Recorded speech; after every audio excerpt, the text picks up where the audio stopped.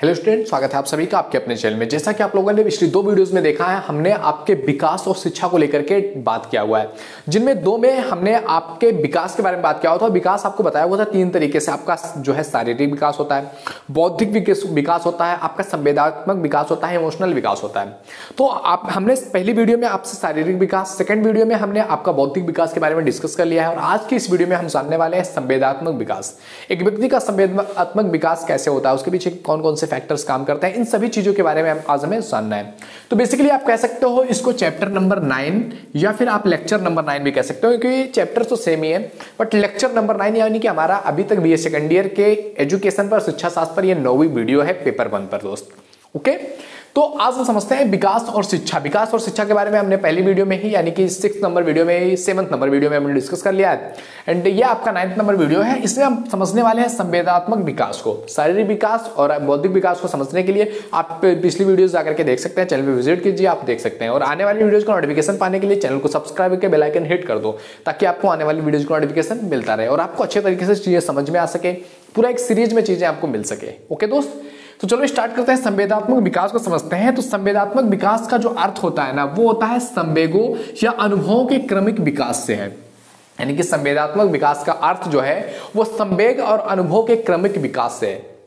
मतलब संवेग का विकास हो जाए। हम संवेग का विकास कैसे होगा? आपके एक्सपीरियंस का विकास होगा। आपके एक्सपीरियंस जब विकसित होंगे तो आपके एक्सपीरियंस में जो इमोशनल चीजें आएंगी, उनके विकास और अनुभव का जो क्रमिक विकास है, इसी से होता है क्या? संवेदनात्मक विकास।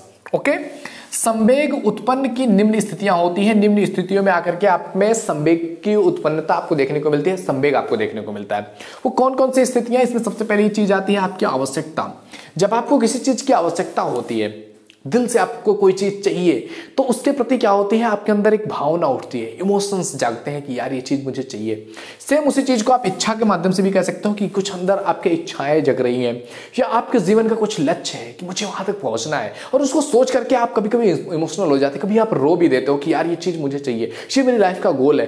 तो ये सारी चीजें क्या है? संवेदना आपके अंदर लेकर के आती हैं। आपके परिस्थितियां हो गया, कोई घटना हो गया, किसी चीज में आपकी रुचि है, बुद्धि का प्रभाव हो गया, ये सारी चीजें भी क्या करती हैं? आपके अंदर संवेदना डेवलप करती हैं। संवेदनाओं में इनका बहुत महत्वपूर्ण जो है स्थितियां हैं, ये बताती हैं कि संवेदनाएं कैसे आती हैं।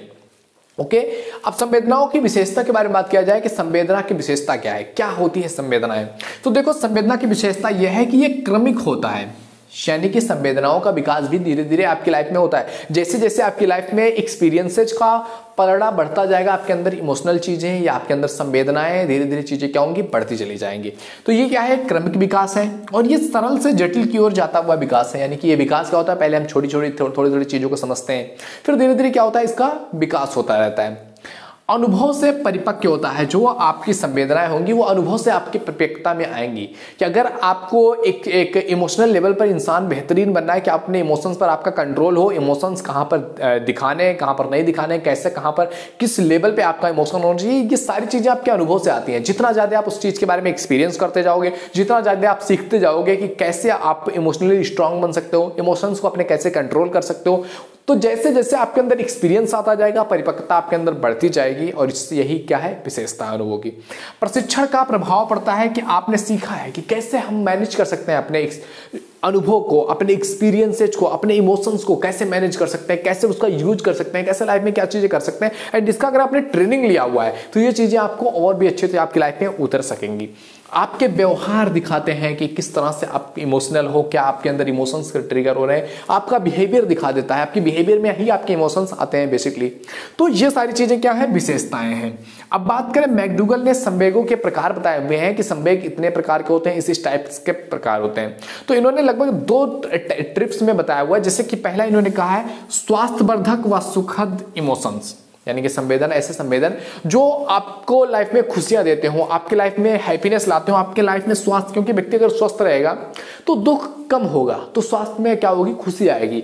तो स्वास्थ्यवर्धक या सुखद, और दूसरा है अस्वास्थ्यवर्धक और दुखद, यानी कि आपके लाइफ में कुछ गलत निर्णय हो गए, या आपकी लाइफ में कुछ एक्सीडेंट हो गया, आपकी लाइफ में कुछ बुरी चीजें हो गई, कुछ दुखद चीजें हो गई, उससे भी आपके अंदर एक एक्सपीरियंस आता है, उसको भी आप अपने इमोशंस के माध्यम से व्यक्त करते हो। तो ये चीजें हो सकती है।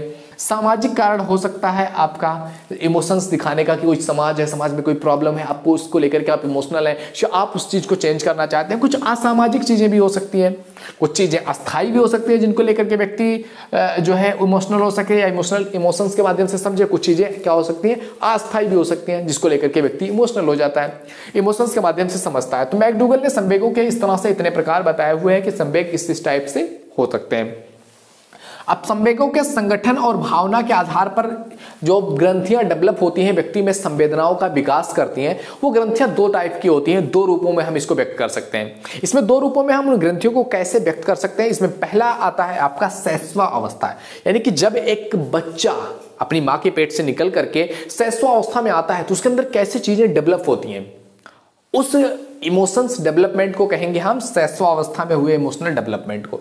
तो इस शैशव अवस्था में जो इमोशंस डेवलप होते हैं, संवेग डेवलप होते हैं ना, वो बड़ी तीव्रता से होते हैं, विलक्षणता से होते हैं, अस्पष्टता उसमें दिखाई देती है, अपरिपक्वता दिखाई देती है, चाहे उसमें क्रोध आ रहा हो, चाहे उसमें प्रेम आ रहा हो, चाहे उसमें भय आ रहा हो, चाहे उसमें लालच आ रहा हो, चाहे उसमें क्रोध आ रहा हो, चाहे उसमें मतलब जो भी चीजें आपके अंदर एड ऑन हो रही हैं वो सब में क्या होगी, बड़ी तीव्रता होगी और अस्पष्टता होगी, असहज सा लहजा होगा उसमें।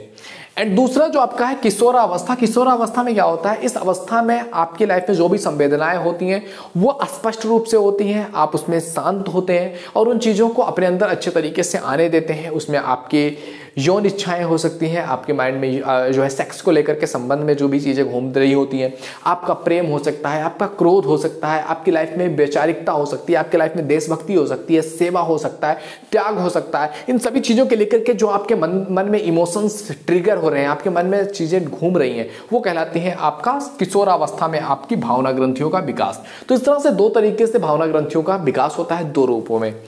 अब संवेगात्मक विकास को प्रभावित करने वाले कारक यानी कि कुछ ऐसे कारक भी हैं जिनकी वजह से व्यक्ति का इमोशनल लेवल डिस्टर्ब होता है या इमोशंस अलग अलग होते हैं, अलग अलग डिफर करते हैं। वो कौन से कारण हैं जिनकी वजह से व्यक्ति में इमोशंस जो है डिफर करते हैं? उसमें सबसे पहले आता है आपका स्वास्थ्य और पर्यावरण। व्यक्ति कितना स्वस्थ है, कौन से पर्यावरण में रह रहा है, किस माहौल में रहता है, ये बहुत डिफाइन करता है व्यक्ति के इमोशंस को ट्रिगर करने के लिए। कि कुछ लोग ऐसे माहौल में रहते हैं जहां पर फॉर एग्जाम्पल आप टेररिस्ट का ले सकते हो, जो व्यक्ति उस माहौल में रह रहा होगा उसको क्या सामने वाले के इमोशंस के बारे में पता चलेगा? उसको तो किसी को भी मारने में कोई हर्ट नहीं होगा उसको। लेकिन एक व्यक्ति है जो किसी को जरा सा चोट लगने पर भी उसको दर्द होता है, दूसरे की दर्द को उसको महसूस करना सिखाया गया है, तो उसके अंदर इमोशंस दूसरी तरह से डेवलप होंगे। अगर एक व्यक्ति स्वस्थ है उसके अंदर अलग तरीका का इमोशन होगा, एक व्यक्ति दुखी है, एक व्यक्ति अस्वस्थ है, उसके अंदर अलग तरीका का जो इमोशन डेवलप होगा। एक व्यक्ति का मानसिक योग्यताओं के आधार पर भी इमोशंस डेवलप होता है। व्यक्ति कितना सीख रहा है, कितना योग्य है, कितना एक दूसरे के बारे में जानना चाहता है, कितना उसका लर्निंग पे फोकस है, कितना वो सामने वाले को समझ सकता है, सामने वाले के बिहेवियर को समझ सकता है, सामने वाले की केयर कर सकता है, किसी की लाइफ में हैप्पीनेस ला सकता है। ये उसकी मानसिक योग्यता पर डिपेंड करती है। उसके संवेदनात्मक विकास को प्रभावित करने वाला तीसरा कारक है परिवार। वो किस फैमिली में रहता है, किस परिवार में रहता है, उसने क्या चीजें सीखी है, परिवार ने उसको कैसा सिखाया हुआ है, परिवार में उसको क्या प्यार मिला हुआ है, क्रोध मिला हुआ है, गुस्सा मिला हुआ है। वो जो चीजें हैं ना, ये भी संवेदनात्मक समाज जो है संवेदना को व्यक्ति के डिफर करती हैं। समाज, किस समाज में रह रहा है, कैसे समाज में रह रहा है, ये भी संवेदनाओं को डिफर करते हैं। सामाजिक अभिवृत्ति, समाज में वो कैसा है, क्या चीज़ है, उसको समाज से क्या चीज़ चाहिए, उसको माइंड में समाज को लेकर के क्या चीज़ बिठाया गया है, वो चीज़ भी डिफाइन करती है। जो है विद्यालय, कैसे विद्यालय में पढ़ा है, विद्यालय में क्या चीज़ें थी, कैसे कैसे वहाँ पर व्यवस्थाएं थी, तो ये सभी चीज़ें व्यक्ति के अंदर संवेदना का विकास करता है। आपके शिक्षक हो गए, कैसे शिक्षकों से वो पढ़ा हुआ है, किन शिक्षकों का उसके ऊपर प्रभाव पड़ा हुआ है, शिक्षक जो उसको मिले हुए थे वो शिक्षक का लेवल, उसका उनका इंटेलेक्चुअल लेवल, उनका माइंडसेट किस लेवल पर था, उसी के अनुसार उन्हीं के संवेदनाओं से इसके अंदर भी कुछ चीजें आएंगी। पुरस्कार और दंड हो गया, किसी चीज को लेकर के पुरस्कार दिया जाता है, किसी चीज को लेकर के दंड दिया जाता है, तो ये भी व्यक्ति के अंदर जो है ये जो है संवेदना का विकास करता है कि हाँ ये चीज सही है, ये चीज गलत है। तो इस तरह से चीजें आपके अंदर आती हैं। तो हमने समझ लिया विकास और शिक्षा, और इनके आधार पर जब समझेंगे कि हाँ एक बच्चे के अंदर इनमें से कौन से विकास में कहाँ पे क्या प्रॉब्लम है या कौन सा विकास हुआ है, तो उसके आधार पर जब आप शिक्षा लाओगे ना, तब वो चीजें व्यक्ति को ज्यादा समझ में आएंगी, वो बच्चा उस चीज को ज्यादा एब्जॉर्व कर पाएगा और उसके अधिगम की जो प्रोसेस है वो बहुत बेहतरीन चल पाएगी। तो आई होप इस वीडियो के माध्यम से आपको बहुत कुछ सीखने को मिला होगा। वीडियो पसंद आए तो लाइक जरूर कीजिए। पहले की वीडियोस देखने के लिए आप चैनल पर विजिट कर सकते हैं, एंड आने वाली वीडियोज को देखने के लिए चैनल को सब्सक्राइब करके बेल आइकन हिट कर लो ताकि आपको आने वाली वीडियोज का नोटिफिकेशन मिलता रहे। अगर आप पहली बार चैनल पे आए, अपने दोस्तों के पास भी शेयर करो ताकि उनको भी इससे काफी कुछ हेल्प मिल सके। ओके मेरे दोस्त, तो मिलते हैं आपसे अगले वीडियो में, तब तक के लिए जय हिंद, जय Bharat, thank you, bye bye.